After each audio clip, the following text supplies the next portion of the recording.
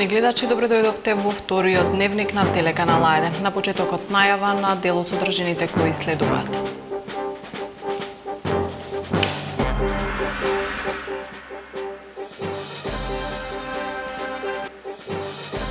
Писмо со заканувачка содржина до телеканал А1. Случајот е пријавен во полиција.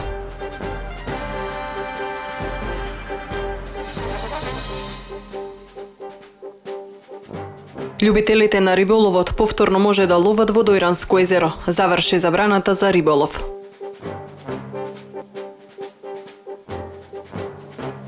Струмица утре е домаќин на финалето на фудбалскиот клуб. Пелистер и Шкендија ќе се борат за победничкиот пехар.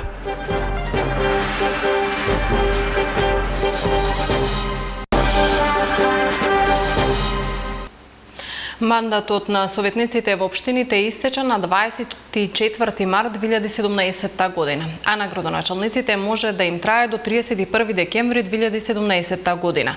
Вакво појаснување даде денеска преку соопштение Државниот инспекторат за локална самоуправа, повикувајќи се на член 35, член 49 од Законот за локална самоуправа.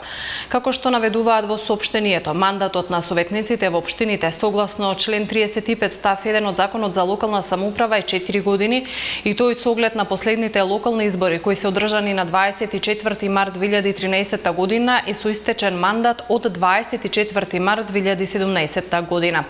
Сите одлуки кои советите на општините ги донеле по овој датум од страна на инспекторатот се поништени и ставени вон сила, а никаква евентуална законска измена од собранието нема ретроактивно дејство. Мандатите пак на градоначалниците, како што стои во соопштението, се регулирани во член 49 и 52 од Законот за локална самоуправа. И тамо јасно стои дека мандатот трае до завршување на тековната година, што значи 31.12.2017 година.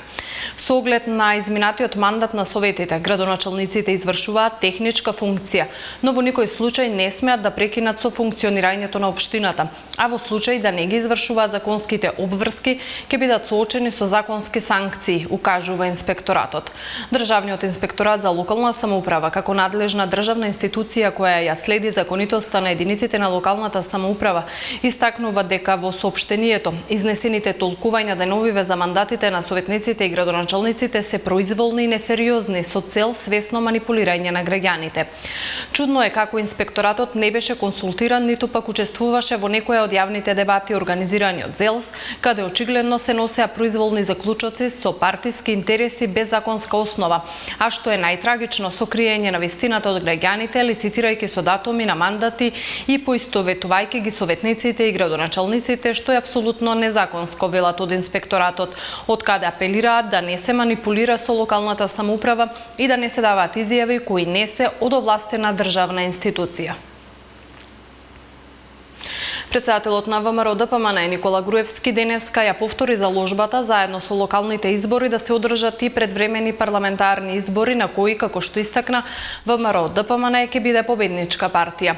Апелира на 15 октомври, датумот за кој представниците на политичките партии се согласија да се одржат локалните избори, да се организираат и предвремени парламентарни избори.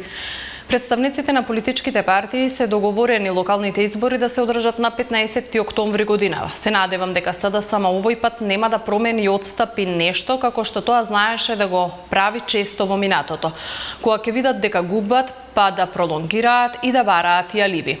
И се надевам дека ќе размислат уште еднаш за предвремени парламентарни избори, кое беше и останува наше барање со кое ќе се разјаснат многу работи на политичката сцена што се случија по изборите и со кои ќе се даде можност на граѓаните да го кажат својот став за она што го правеше СДСМ и ВМРО во периодот после изборите, изјави Груевски одговарајќи на новинарски прашања при посетата на општина Кисела Вода.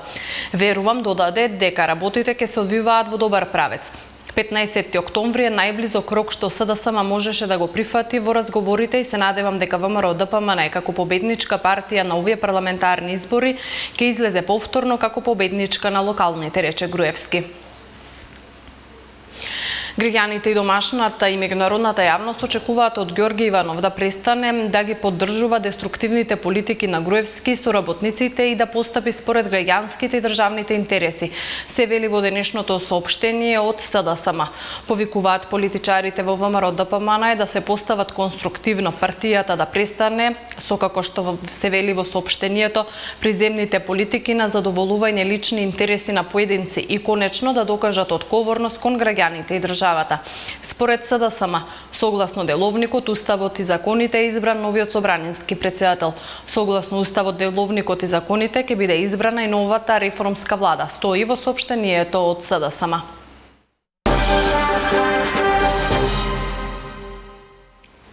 Да се студира на земјоделски факултет е предизвик. Тоа е една интересна наука која им дава можности на студентите за примена и користење на нови современи технологии. Овој факултет, според надлежните, им нуди многу можности на младите и поголема шанса за вработување, бидејќи Македонија е аграрна земја, вели професорот доктор Душан Спасов од Земјоделскиот факултет при Универзитетот Гоце Делчев Штип. Повеќе за можностите кои ги нуди Земјоделскиот факултет на студентите, секако гледајте во најновото издание на Отвореното студио, кое што следува веднаш по завршувањето на овој дневник. Земеделието е гранка многу интересна, каде што, посебно кај нас, во Македонија, ние може да кажеме дека Македонија е аграрна држава. Што значи дека и текако треба да се посвети поголемо внимание на земеделието. Значи, секогаш, секој наш студент, дипломиран, многу лесно може да дојде до самообработување, односно до производство, да се занимава со производство на храна. Тоа, ако го кажувам во смисла да, значи, да ги премени сите современи технолошки методи, кои што ќе му бидат презентирани на факултетот и во текот на студирањето, или ќе му се укаже на кои работи најмногу треба да обрнат внимание, и на тој начин, значи, секогаш ќе има перспектива. Реков дека Македонија е земјоделска држава, аграрна држава, и секогаш ќе има перспектива да се најде едно условно кажано вработување, дали ќе е тоа сам да се вработува, дали ќе се вработи во некоја фирма која се занимава со земјоделско производство, и со поголем акцент на производството на храна, значи земјоделските инженери не би требало да имаат проблем со нивното вработување. И причината зошто на земјоделски и зошто на земјоделски во Струмица или на земјоделски при Универзитет Гоце Делчев Штип. Затоа што ние сме тука, секогаш сме многу близко до студентите, секогаш сме во контакт со студентите, секогаш може да најдат, да се консултираат со нас за сите проблеми што ги имаат во текот на студирањето, за испитите кои ги предаваме. Значи, тоа е нашиот терк на работа на Земјоделскиот факултет. Значи, отворени сме со студентите за комуникација во секој момент, па дури на телефон и било на кој начин. Значи, излегуваме во пресак на студентите во секој момент, за да им го лесниме студирањето, за да можат полесно да студираат, да ја совладат материјата која е потребно да совладат и да бидат добри земјоделски стручњаци. Љубителите на риболовот повторно може да ловат во Дојранското езеро. Заврши забраната за риболов која концесионерот ја донесе во период од 1 месец додека траеше мрестот на рибите. Заврши забраната за ловење риби во Дојранското езеро, која се спроведе во период од 1 месец, од 10 април до 10 мај, поради сезоната на мрестот на рибите. Во концесионерската фирма на езерото Фишилан велат дека ова е редовна активност во пролетниот период, а од изминатиот викенд повторно може да се видат бројни риболовци на крајбрежјето на езерото, кои го користат топлото време за да остварат што поголем лов. Пролетта е период кога во зависност од временските услови и топлината на водата се мрестат повеќе видови како црвеноперката, лињакот, кркушката, крапот, кленот, сомот, бојникот, мрената, попадиката, костражот и други риби. Риболовците велат дека езерото има доволно храна за сите риби и тие може да опстојат во секое годишно време, па и во зима при многу ниски температури. Додека трае забраната за ловење, влюбениците во риболовот самите апелираат до сите да се воздржат од рибарење бидејќи така директно придонесуваат за побогат живот во реките и езерата. Рибарите нагласуваат дека оние кои треба да водат грижа во најголем дел се концесионерите, чуварите, инспекторите и полицијата, но за зачувување на идниот подмладок од рибан из Македонија, сепак најмногу треба да бидат свесни самите луѓе.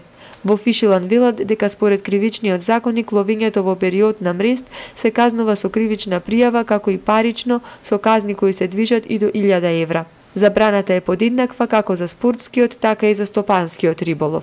Освен со размножување на природен начин, фондот на риби во езерото секоја година се зголемува и со дотур на свежа риба, односно подмладок на автохтон дојрански краб. Порибувањето се врши два пати, еднаш од страна на концесионерот на езерото, како законска обврска, а вториот пат од страна на Министерството за земјоделие заедно со Инспекторатот за земјоделие.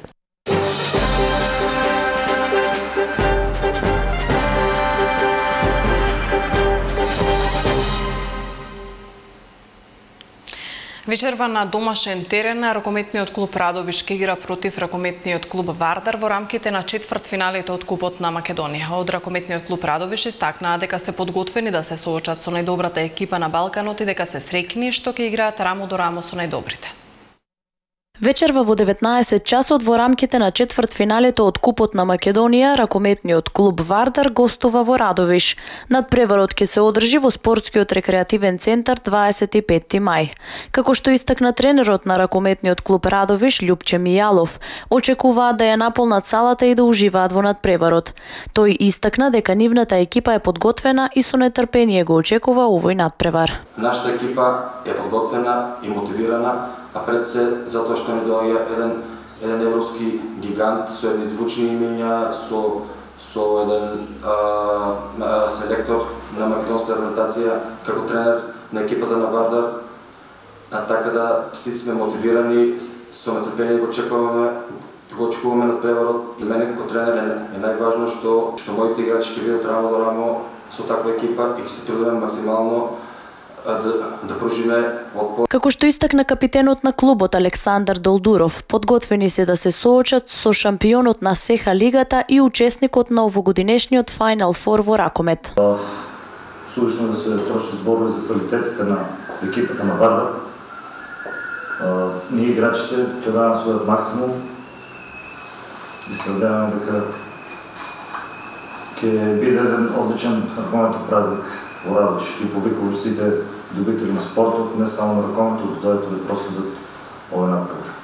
Еврофарм работник е организатор на завршницата на купот што ќе се игра во салата Младост во Битола. На завршницата на 20 мај во 17 часот и 30 минути во првата полуфинална средба ќе се сретнат Еврофарм работник и Охрид, а во 20 часот и 30 минути ќе се сретнат Металург и победникот од денешниот надпревар во Радовиш. Победниците од двете полуфинални средби ќе играат во финалето закажано на 21 мај во 16 часот и 30 минути.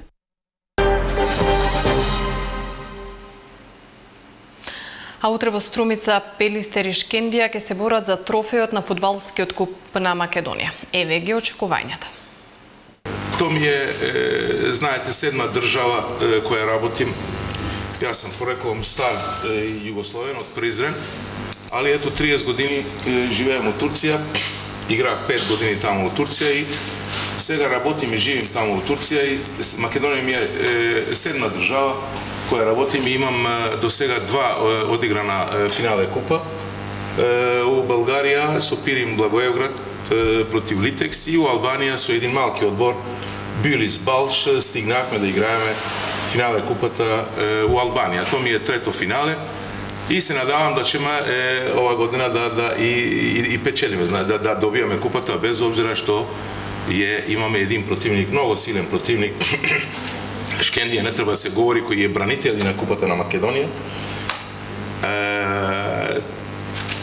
Второ, би сакав да говорим едно, две-три думи, две-три речи за ферплей, што многу важно си давам као тренер, као един педагог интернационален на ферплей и позивам на ферплей и би сакав пред свега да у едно прекрасен фудбалски амбиент утре да се заврши тој меч и да нормално у духу спорта и тој кој заслужава и нека neka pečeli, neka pobedi i kupata.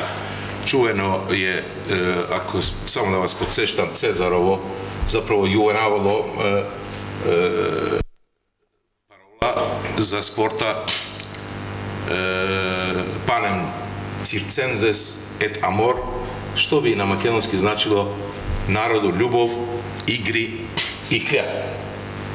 To je što bi svaka utra da se desi. Nema više gladijatori, za vreme Cezara nije sme gladijatori, ali u duhu fair playa da se to i završi, to i mač i to i oštini program koji zasluži pehar i to i da ga osvoji. Јас да се вратам малце поназад, значи Пелистер, сите знаеме каде беше пред една година, во втора лига, со доаѓањето на новото раководство, со фудбалскиот клуб Пелистер се реконструира. Ова сезона газиме сигурно, како во првенството, така и во куп надпреварите.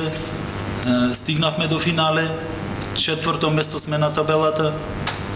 Ова сезона за нас е успешна, доколку го освоиме купов, ќе биде супер успешна. Ние максимално сме спремни за утрешната утакмица, за финале. Финале си е една утакмица и нормално сакам да биде интересно и да победи најдобриот. Ние, ако сме фаворити во хартија, тоа не треба да значи ништо. Значи, за да се победи до финале, за да се слави и да се дигне пехарот, ќе треба многу да се испотиме и да се даде максимумот. Финале Куп на Македонија и најдоброто нешто што е во фудбалот, значи финале да се гледа и да се крене пеар. Мислам ќе биде еден добар интересен надпревар, го респектираме противникот Пелистер кој што и во првенството ни создал проблеми, но ќе дадеме максимум што ова сезона да ја завршиме со еден трофеј што ќе значи да колку толку да биде, како да кажам, спас за нас, во смисла сезоната да не завршиме со без пеар. Ќе биде добар интересен, апелирам да сите да дојдат да гледат фудбал, да навиваат фер и коректно, па на крај нека победи подобриот.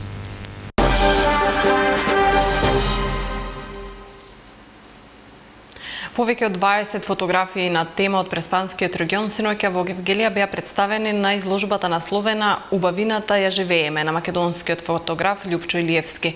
За темата Преспа авторот има направено репортажа во 2011 година, но и календар на кој е прикажана воедно и Македонија во 162 земји ширум светот.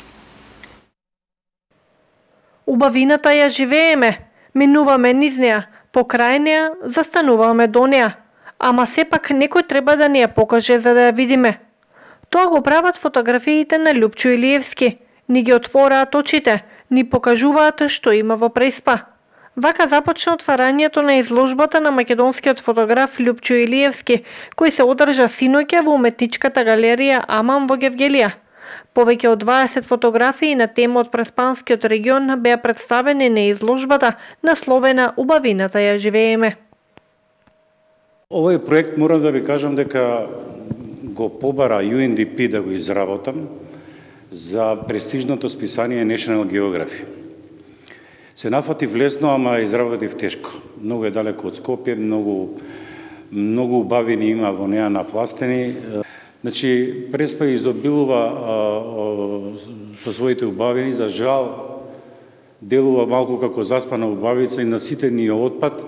Меѓутоа, треба секој да најде малку време да помине да ја посети, затоа што има што да види и од археологија, и од астрономија, и од езерски убавини. Јас се надевам, она што се обидов да го направам, можете да видите, да го видите и да го оцените сами со своји собствени очи и душа.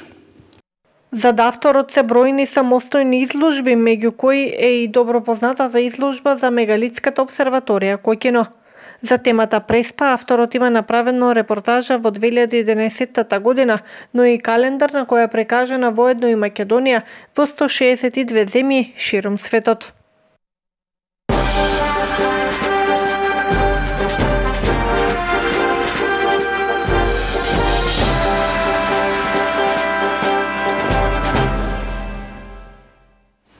Во продолжение на дневникот следуваат информациите од светот. Американскиот заменик помошник државен секретар Хојд Брајан ја повика албанската опозиција да го прекине бојкотот и да учествува на парламентарните избори закажани за следниот месец. Беше во посета на Тирана, каде се сретна со албанскиот премиер Еди Рама, со новоизбраниот шеф на државата и актуелен претседател на парламентот Илир Мета и со лидерот на опозицијата Љулзим Баша, повикувајќи ги да постигнат компромис пред парламентарните избори на 18 јуни. Опозицијата го бойкотира парламентот од февруари и одбива да учествува на изборите во јуни. Демократите тврдат дека владата на социјалистот Еди Рама ќе врши изборни измами. Доколку некои партии се исклучат или бидат исклучени од изборите, тоа е на штета не само на земјата и нејзините институции, туку и на нејзиниот имидж во странство, пред се во Европа, нагласи. Бојкотите не функционираат, тоа не е ефикасна тактика и не може да биде стратегија, рече ги. Посетата на која е дел од неговата турнеја низ регионот, е последниот напор на меѓународната заедница откако обидите на Европската унија и американските представници да го поттикнат диалогот во Албанија не успеа. Баша повтори вчера пред приврзаниците дека нема да има избори без опозиција. САД ја обвинија владата на Сирија за убиство на илјадници уапсени политички неистомисленици, нагласувајќи дека владините сили ги испалуваат нивните тела во крематориум со цел да ги прикријат доказите за масовните ликвидации. Во најновото обвинување Стејт департментот наведува дека се верува оти владините сили секојдневно бесат по околу 50 затвореници во војниот затвор Сајданаја, а потоа нивните тела ги спалуваат во крематориум со цел да го прикријат обемот на масовни убиства. Изнесувајќи ги своите обвинувања, американскиот дипломат задолжен за Блискиот Исток Стюарт Џонс оцени дека владата на сирискиот претседавач Башар Ал-Асад демонстрирала ново ниво на изопаченост. Стејт департментот објави и сателитски снимки на кои е прикажана зграда во затворскиот комплекс за која се тврди дека е претворена во крематориум. Во образложението се наведува дека фотографиите не докажуваат оти тоа е крематориум, но укажуваат на конструкција што е соодветна за таква употреба. При жестоки судири меѓу демонстрантите и силите за безбедност во Венецуела синоќа загинаа најмалку 2 лица. Илјадници венецуелци кои протестираат против венецуелскиот претседател Николас Мадуро вчера одржаа 12-часовен седички штрајк против диктатурата. Антивладините протести во Каракас поминаа мирно, но во другите градови имаше судири со полицијата. Најжестоки беа судирите во градот Тачира, каде и загинаа 2 лица. При одделни протести во Тачира демонстрантите фрлаа со камења и запалија камиони и неколку згради. При овие инциденти се повредени неколку демонстранти. Во Карабобо се повредени 3 полицајци, од кои едниот е во критична состојба. Шефот на турската држава Реџеп Тајип Ердоган синоќа пристигна во Вашингтон, каде денеска е предвидено да се сретне со американскиот претседател Доналд Трамп, јавува ДПА. Ердоган беше пречекан од група луѓе кои развиорија турско знаме и го извикуваа неговото име на мал собир во близина на Белата куќа. Собирот во кој учествува околу 50 лица беше организиран од Турско-американскиот национален совет. Трамп минатата недела даде дозвола за вооружување на силите за заштита на народот во Сирија во борбата против исламска држава. Анкара ја смета оваа организација за терористичка групација поврзана со курдските бунтовници. За денеска во Вашингтон е најавен и собир на противниците на Ердоган. Поштовани, тоа беше последната информација во второ издание на Дневникот на телеканал А1. Веднаш по него следува отвореното студио со професор доктор Душан Спасов од Земјоделскиот факултет при Универзитетот Гоце Делчев од Штип. Ви благодарам за вниманието со кое не следевте. Наредното наше дружење со новото издание на Дневникот е во 20 часот. Пријатно.